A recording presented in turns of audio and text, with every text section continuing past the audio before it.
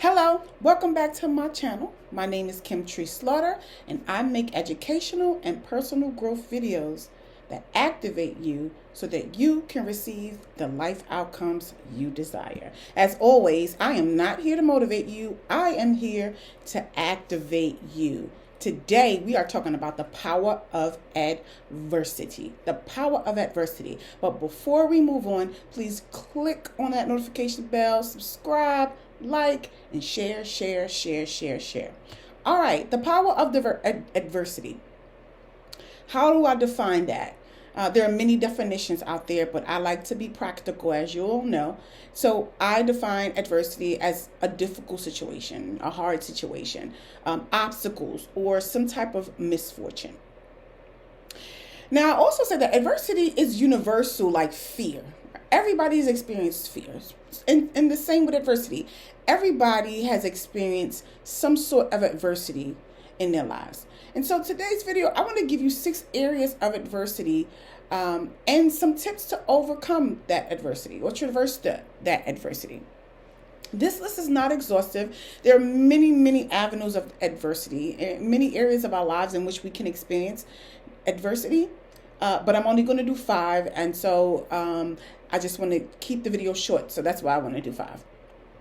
The first one is emotional adversity. This is any type of stress, feeling overwhelmed, maybe low self-esteem, even loneliness. And that is a form of adversity. How do we overcome these emotional adversities? One simple way we can do it is we have to gain emotional control. Sometimes when we experience adversity, we start getting stressed out and frustrated and crying, and we can't even think our way through so that we can problem solve. So the first thing we have to do is we have to gain some emotional control so that we can be able to clearly think and problem solve. We could pause. We need to stop and think. We can take some deep breaths. We can journal. We can bounce ideas off of a friend or off of someone that is not scary or not going through their own adversity. We can talk to someone to help us walk through the adversity and make sense of it. But losing total control is not going to be helpful for you. Number 2, mental adversity. This could be any type of mental distress like depression or anxiety. Those are common mental adversities. The best way to traverse these mental adversities is to seek professional help. I know a lot of people are like, I don't want to go to no therapist. I don't want to take no medication. I don't want to see no psychologist. But these places, these things and services are put in place to help you overcome these mental adversities. It's just like if you have a physical ailment, you go to the doctor because they understand the physical ailments and how to help you overcome them. It's the same thing with mental adversity. We are there to help you overcome those mental adversities. And so you could go to a psychiatrist which may prescribe medication, or a psychologist which may do some testing, some further testing. And they also can provide treatment. Or you can go to a psychotherapist to get treatment, to help someone to guide and walk you through the adversity. Number 3, financial adversity. Not being able to afford your basic necessities. We all know about those student loans, right? Any type of debt, hospital bills, piling up, and so forth and so on. We all have experienced, or not everybody, but some people have experienced financial adversity. How do we traverse that type of adversity?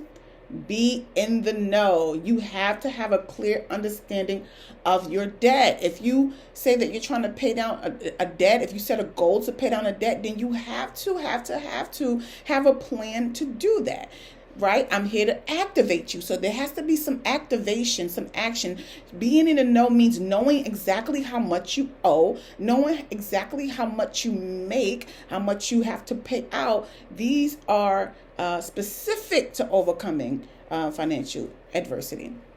Right? What's your debt to income ratio? Know your numbers. What's the difference between what you make and what you need to make? This will help you to effectively problem solve and overcome this hurdle.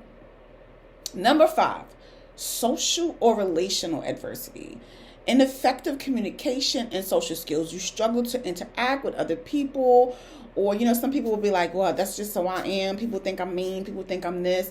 If everyone is saying that you're mean and everyone is saying that you're a problem, then you probably are. So, you want to make sure that you are being honest, right? Taking self-assessments and to build those social skills, right? Having empathy, showing self-compassion, showing other compassion, having effective communication skills.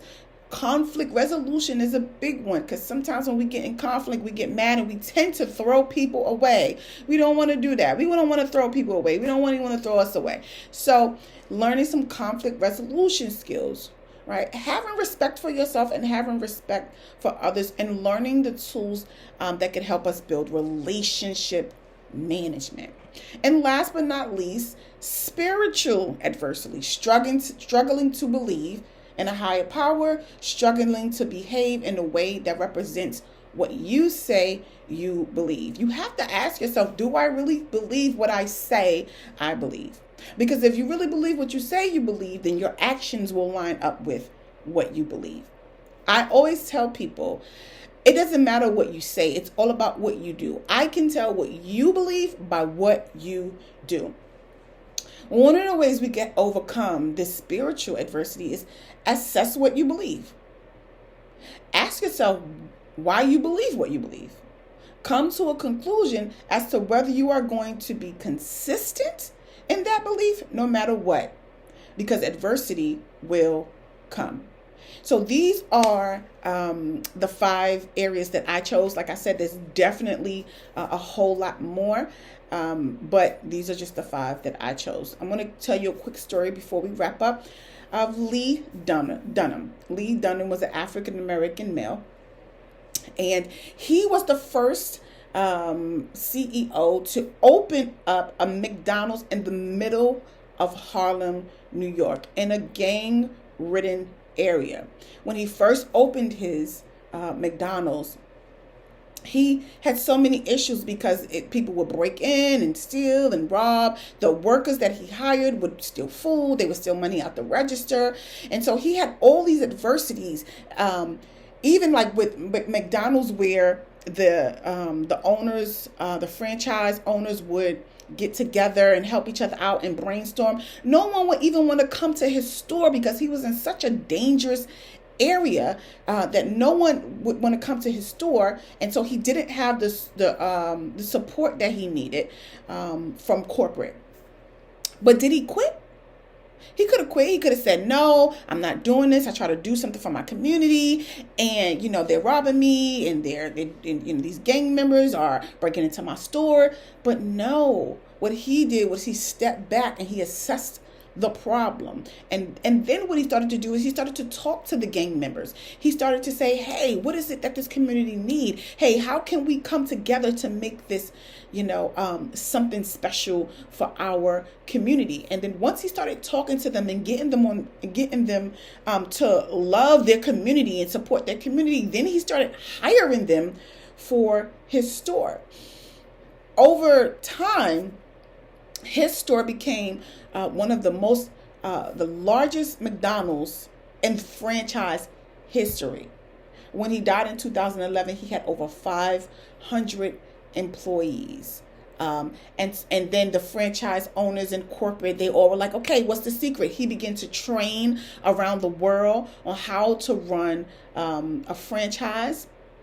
And he began to educate, these gang members and people who were living in poverty. He began to educate them on how to own a franchise, on how to own a business, on how to be successful at owning a business. And so he took that adversity and he made something positive out of it. Inspirational writer Orison Swett Martin says, there are 3 types of people in this world: the wills, the won'ts, and the can'ts. The wills accomplish everything they set out to accomplish. The won'ts oppose everything. Oh, I can't do that. I can't do that. I can't do that. I can't do that. And the can'ts fail at everything because they're so focused on what they can't do. They actually never focus on the possibilities. Napoleon Hill says, adversity brings wisdom.